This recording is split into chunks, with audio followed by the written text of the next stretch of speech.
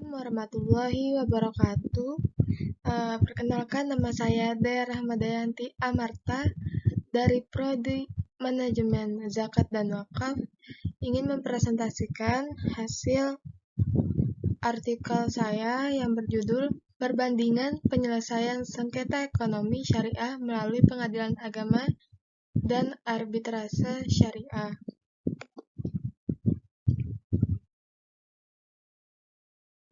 Yang pertama yaitu penyelesaian sengketa ekonomi syariah melalui pengadilan agama. Penyelesaian melalui pengadilan agama merupakan penyelesaian menggunakan jalur litigasi. Sebagai lembaga penegak hukum, pengadilan agama harus memiliki status yang kuat dan kedudukan yang kuat untuk memberi kepastian hukum bagi pencari keadilan. Pada Pasal 2 Mahkamah Agung Nomor 14 Tahun 2016 tentang peraturan yang di dalamnya terdapat dua cara penanganan penyelesaian persengketa ekonomi syariah, yaitu yang pertama acara biasa dan yang kedua acara sederhana. Penyelesaian penanganan sengketa ekonomi syariah melalui acara biasa mengacu kepada perundang-undangan yang berlaku. Untuk penanganan kedua, yaitu acara sederhana, mengacu pada Peraturan Mahkamah Agung Nomor 2 Tahun 2015, yaitu mengenai bagaimana cara untuk gugatan sederhana.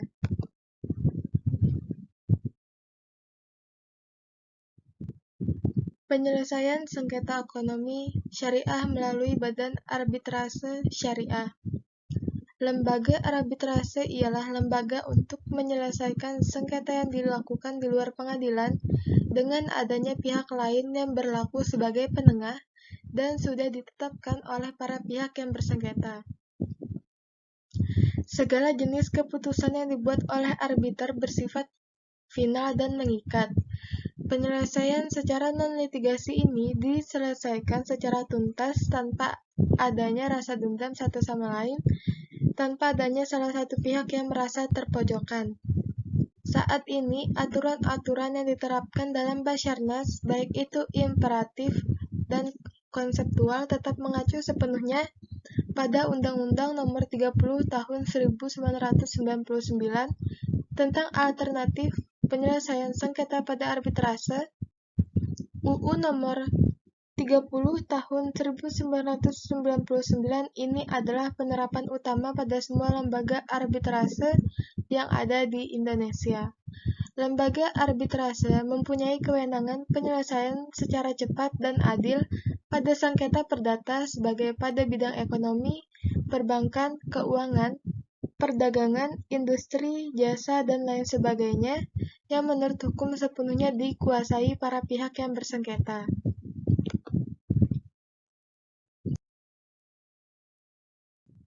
Dalam proses mengadili sengketa, pada dasarnya sistem arbitrase ini adalah mutatis mutandis.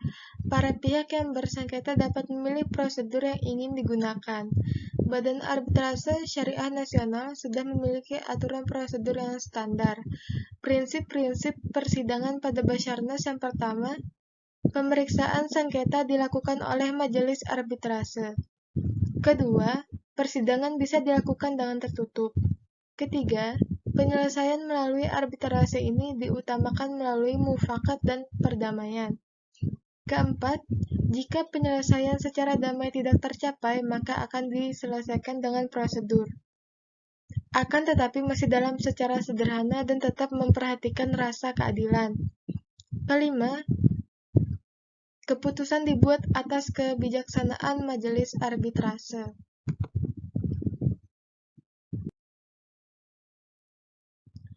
Perbandingan penyelesaian sengketa ekonomi syariah melalui arbitrase syariah dan pengadilan agama. Penyelesaian melalui lembaga arbitrase ini banyak disukai bagi para pihak-pihak yang bersengketa dalam usaha bidang bisnis. Keunggulan arbitrase inilah yang membuat menarik bagi pihak yang bersengketa.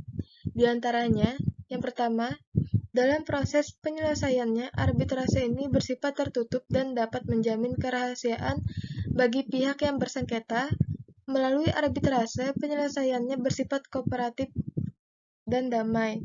Berbeda halnya pada pengadilan yang terbuka untuk umum yang suatu saat nanti akan merugikan pihak yang bersengketa yang mempengaruhi integritas terutama reputasi pebisnis.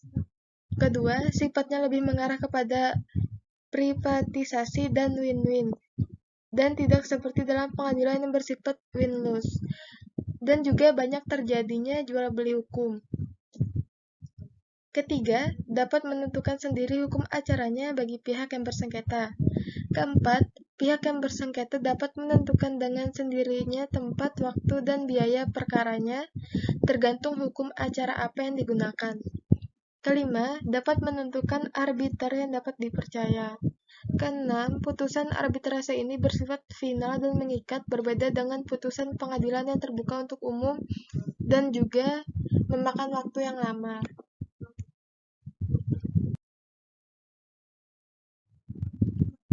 Berikut adalah kelemahan dari arbitrase. Yang pertama, lembaga arbitrase ini belum diketahui banyak masyarakat yang masih awam dan masyarakat pebisnis, dan bahkan masyarakat akademis itu sendiri.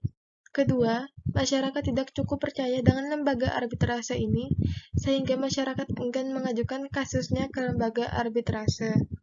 Ketiga, tidak mempunyai kewenangan dalam melakukan eksekusi dan tidak mempunyai daya paksa pada lembaga arbitrase. Keempat, ketidakpatuhan pihak yang bersengketa dengan hasil keputusan penyelesaian yang sudah diputuskan dalam arbitrase. Pihak yang bersengketa sering mengingkari, baik dalam mengulur waktu, penggugatan pembatalan keputusan, dan lain sebagainya. Kelima, hasil kualitas keputusan sangat berpengaruh dan bergantung terhadap putusan arbiter itu. Meskipun lembaga arbitrase ini merupakan sarana penyelesaian sengketa non litigasi atau di luar pengadilan, lembaga arbitrase ini tetap bergantung dengan pengadilan.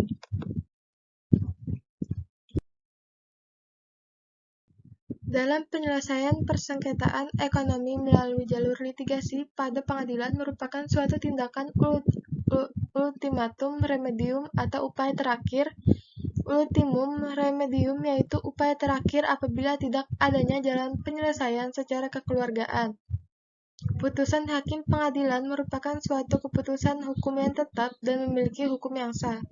Putusan ini bersifat objektif tanpa adanya dicemari oleh kepentingan sendiri atau pihak lainnya. Putusan-putusan itu harus membuat alasan yang bersifat jelas atau mudah dimengerti dan harus konsisten. Dalam yurisdiksi mutlak pengadilan agama dalam menyelesaikan sengketa ekonomi secara syariah memiliki beberapa keunggulan dalam menyelesaikan persengketaan, yaitu yang pertama, SDM pengadilan agama sudah memahami masalah syariah dengan baik.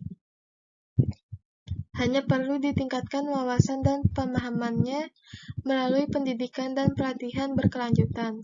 Kedua, pengadilan agama memiliki undang-undang substansif yang mencukupi, terutama berkaitan dengan ekonomi syariah, termasuk kitab-kitab fikih muamalah yang berlaku secara kontekstual. Mungkin itu saja pemaparan dari artikel saya. Sekian, terima kasih. Wassalamualaikum warahmatullahi wabarakatuh.